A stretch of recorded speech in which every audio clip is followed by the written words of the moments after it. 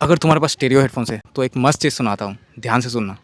मैं अभी left side में हूँ और मेरा वॉइस भी लेफ्ट साइड से आ रहा होगा, और मैं जैसे राइट साइड में जाता हूँ तो मेरा वॉइस भी राइट साइड शिफ्ट हो गया होगा। तो चलो इसको बना के दिखाता हूँ DaVinci रिजॉल्व में। सो ये बेसिकली एक स्टेरियो इफेक्ट है। एक ऑडियो क्लिप लेके इंस्पेक्टर में पैन का एक ऑप्शन है, उसे लेफ्ट ले जाओगे तो लेफ्ट चैनल ज़्यादा सुनाई देगा और राइट में ले जाओगे तो राइट चैनल ज़्यादा। मिडिल में दोनों चैनल ही एक साथ बजेगा। की फ्रेम लगा के ट्रांजिशन भी कर सकते हो एक साइड से दूसरे साइड। सो मिलते हैं एक और नए क्रेजी वीडियो के साथ। Till then keep editing.